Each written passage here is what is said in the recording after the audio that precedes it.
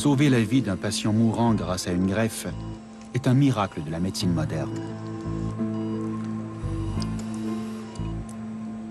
Mais comme il y a une pénurie mondiale d'organes, un grand nombre de personnes vivant dans la pauvreté croient que la solution à leurs problèmes n'est pas de bénéficier d'une transplantation, mais bien de vendre un de leurs organes.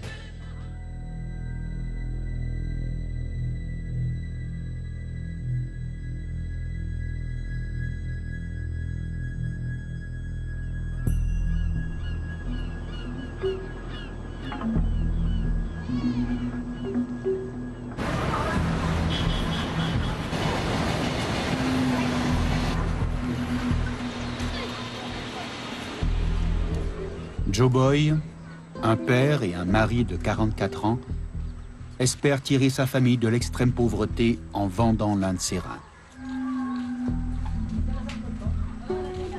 Il vit dans le vide sanitaire d'une habitation en bois. Il ne peut s'y tenir debout et il n'a pas accès à l'électricité. Ang unang-una kong gagawin, kaya ko dinisisyonan ng labag sa batas at labag sa Panginoon ang gagawin ko. Itong bahay ko kailangan mabago man lang to. Ito lang, ayan lang ang tagi kong inaano para sa kumbaga malalaki na yung mga anak ko, binata na yung dalawa kong lalaki para naman masilayan din nila yung bahay na maluwag tulugan at nakakatayo pag nandito sa loob ng bahay. Yun lang po mamang hinahangad ko sa ano na yun.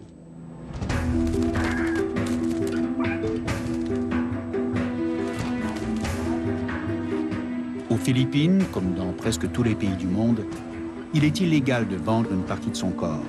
La conséquence de cette interdiction est l'expansion continuelle d'un marché noir dirigé par des revendeurs clandestins tels que Diane. Comme la plupart des revendeurs, elle a d'abord vendu son propre rein, avant de jouer le rôle d'intermédiaire pour une douzaine de membres de sa famille qui ont décidé de faire de même. Ay si Edwin, si Lorenzo, An-An, si Lidonio, Judy Leto. Panganay ko si Jose Leto, yan si Yap. Diane a offert 2 500 $ à Joe Boy. C'est 2 fois son salaire annuel. Wala naman yung wala naman masama. Kasi, siyempre, bago silang lumapit, tinatanong ko muna sila kung talaga kagustuhan talaga ninyo yan. Eh, gusto nila ng tulong. Kaya, ang ginagawa naman, tutulungan kung... Ngayon, may grupo kami nga nakahanda na mag-donate. 6 yan po sila. Type A, Type B, Type O, EB. Il ne leur manque plus qu'une personne très malade. Chaque année, des milliers de personnes de partout dans le monde prennent la même décision que Joe Boy. Il y a 50 ans, il était impossible de transplanter un rein afin de sauver une vie. Mais aujourd'hui, cette chirurgie est pratiquée régulièrement. Nous venons au monde avec 2 reins. Et si nous recevons les soins appropriés, il est possible de ne vivre qu'avec un seul. Mais la demande dépasse grandement l'offre. De nombreux patients désespérés se tournent donc vers le marché noir. Dans certains pays, il est possible de se procurer un rein pour le même prix qu'un ordinateur portable.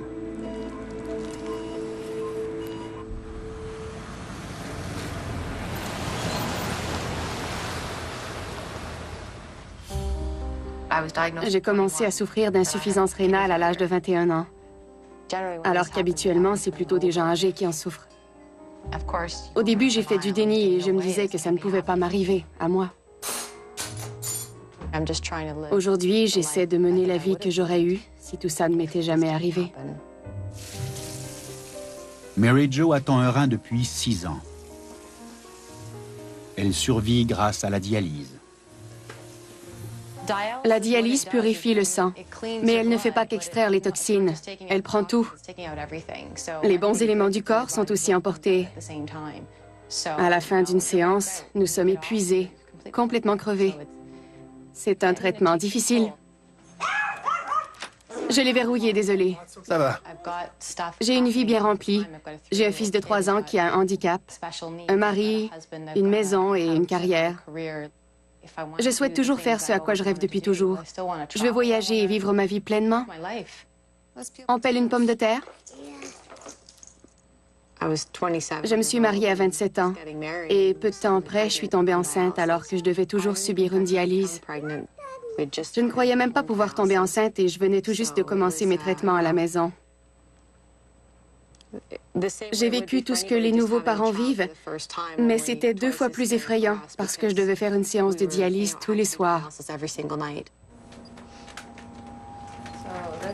Voici mon dialyseur.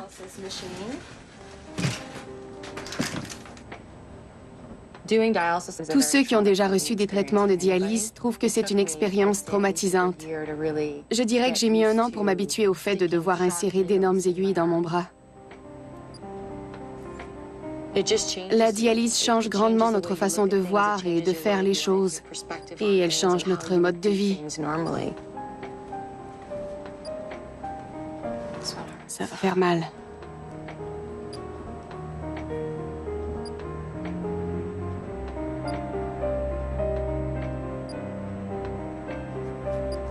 Le dialyseur ne peut pas être utilisé toute une vie. Il ne fait pas tout ce qu'un rein peut faire.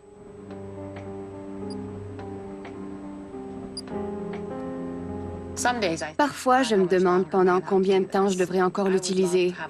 J'adorerais trouver un donneur vivant. Mais à moins qu'une personne m'offre un de ses reins ou que le rein d'un cadavre soit compatible, je survivrai grâce à ça.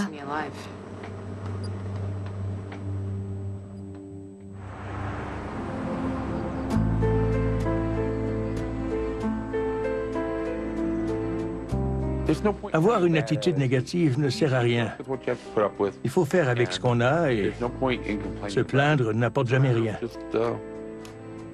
Je dois accepter ma situation.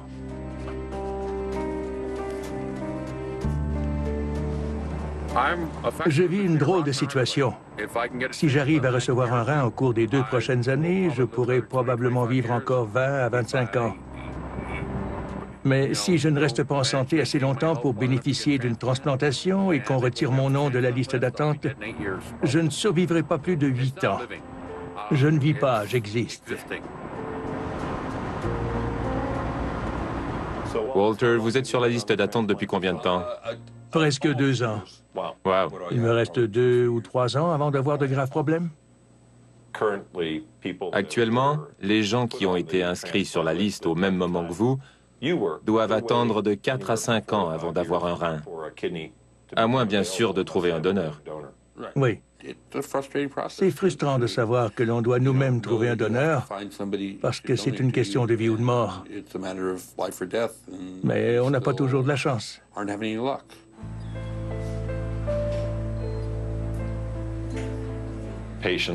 Les patients qui subissent des traitements de dialyse ont un taux de mortalité plus élevé. Et ce taux n'a pas changé durant les 15 à 20 dernières années. Si on traite 100 patients, on sait que 20 d'entre eux mourront chaque année. Quand on arrive, on regarde toujours s'il manque quelqu'un. On ne sait jamais qui ce sera, ni quand le prochain nous quittera. Ce n'est pas facile. Non. Comme vous l'avez dit, beaucoup de hauts et de bas. Oh oui. Je suis rendu au point où, si je ne trouve pas un donneur vivant rapidement, je devrais décider si je suis prêt à accepter l'idée non éthique d'acheter un rein ou encore choisir la mort. Je dois absolument faire un choix.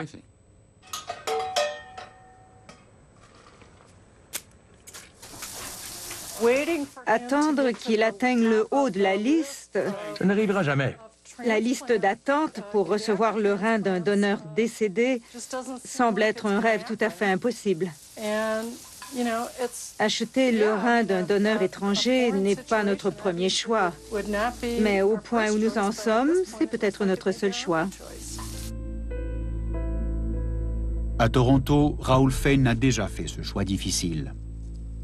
Il a hypothéqué sa maison, a fait un voyage à l'étranger et a payé $100 000 pour un rein.